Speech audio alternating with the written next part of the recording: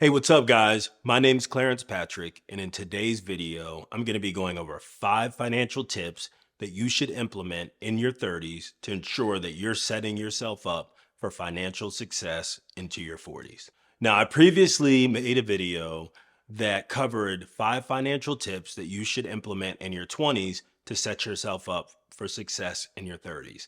If you haven't had an opportunity to review that, I'll link that now. So you should absolutely go check that out. Now, with that said, let's go ahead and jump right in. So you're in your early 30s and you've likely had 2 or 3 different jobs, and you're really starting to zero in on what your career is going to look like throughout your 30s and possibly into your 40s. And by this time, you've likely have started to earn a little bit more money over that time.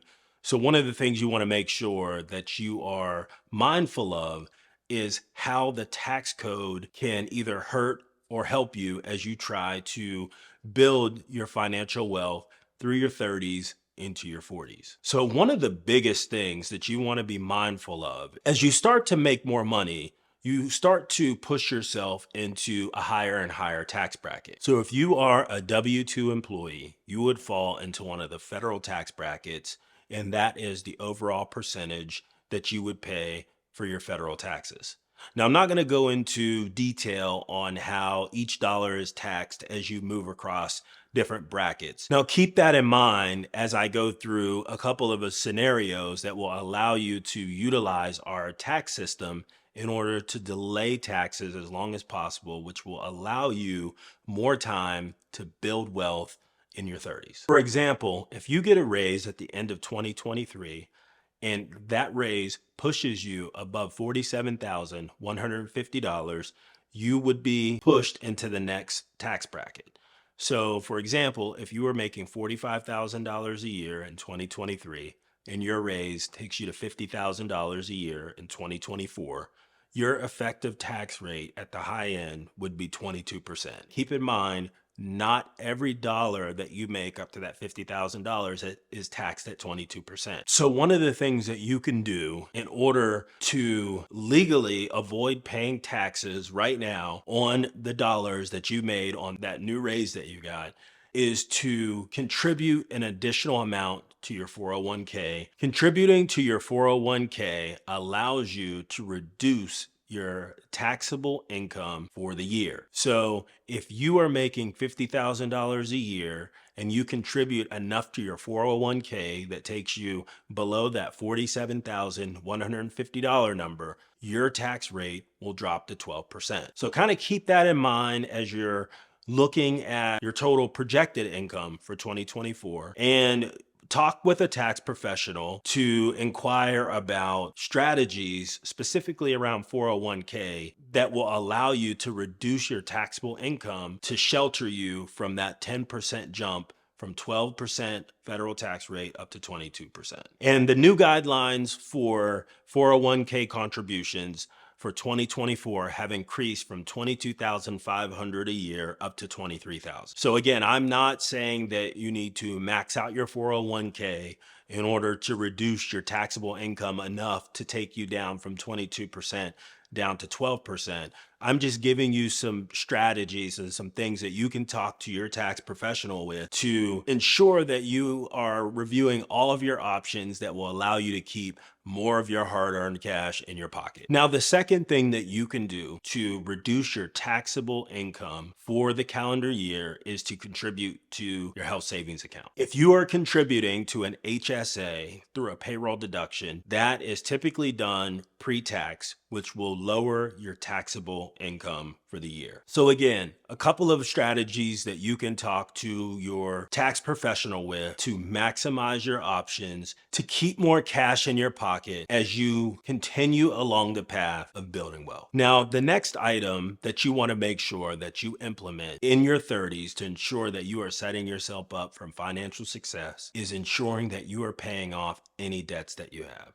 So if you have any credit card debt, you want to make sure that you eliminate those as quickly as possible. So you want to make sure that you're living well below your means to ensure that you are paying off any of those credit cards. And as a rule of thumb, if you're going to use a credit card, you want to make sure that you're using less than 10% of your credit utilization so it doesn't have a negative impact against your credit score.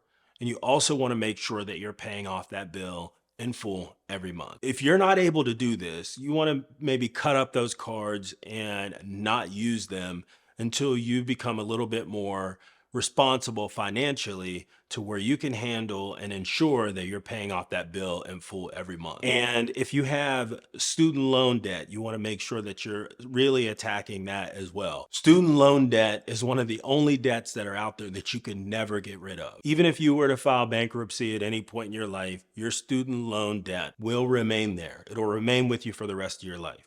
So you want to make sure that you are tackling that as well. And if you have any car loans or anything like that, you also want to make sure that you're getting that paid off as well. So if I had to rank them in order to get them paid off to ensure that you are setting yourself up financially for step 3, which we'll get to in a moment, is I would put credit cards at 1, car payment at 2, student loan at 3. Got to make sure that those are paid off, and you have to stay out of debt because debt is the number one killer of wealth.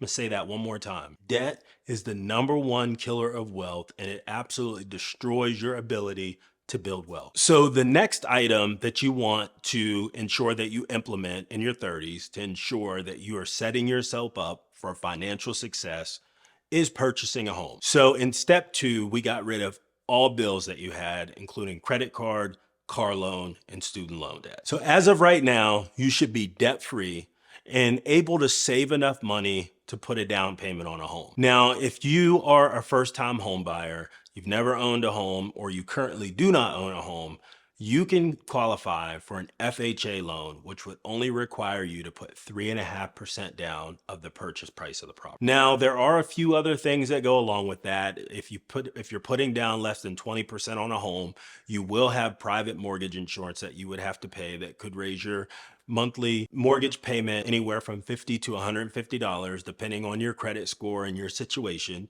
And you could talk to a lender about that. But you would be able to get into a home.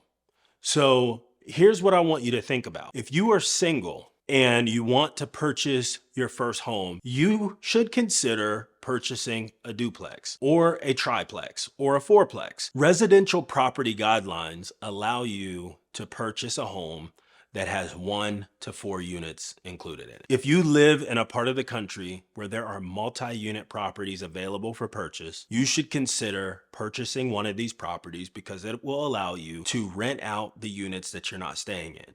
In the rent that you're collecting from those other units, you can use to pay towards your mortgage. So if this is something that you're interested in, you can look up, it's called house hacking online. You can Google that and you will find tons of articles and tons of different strategies around how to house hack, which can save you so much money as you are on your path to building wealth. So if you're getting value from this video, consider subscribing, and while you're at it, hit that like button.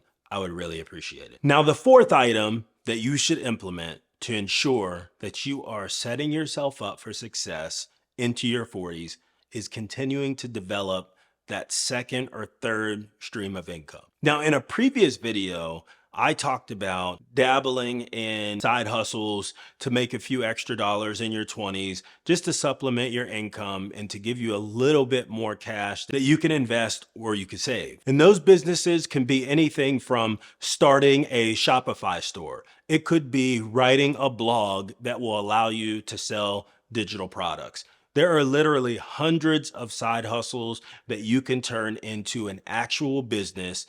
And when you get into your 30s and you've had an opportunity to experiment with all of these different side hustles, you should be able to land on 1 or 2 that will allow you to turn that from a side hustle into a legitimate business. Now, the fifth item that you should implement in your 30s to ensure that you're setting yourself up for success in your 40s and beyond is investing in yourself. Over the last 5 years or so, I have made it a point to set aside a certain amount of my income that I will utilize to invest in myself. Now, there are several different things that you can do to invest in yourself, and some of my favorites are mentorship programs, online courses, seminars, and just reading books. So whatever you decide to do from a personal development perspective, you want to make sure that you're being intentional about setting aside enough cash to invest in yourself to ensure that you're able to continue to grow on a personal and a professional level. All right, 5 items that you should implement in your 30s in order to set yourself up for success in your 40s and beyond. Drop me a comment down below and let me know what you think about the items that I covered in today's video. And what are some items that you would have added to the list to ensure that you are successful in your 40s and beyond? Thanks for watching, and I'll see you on the next video.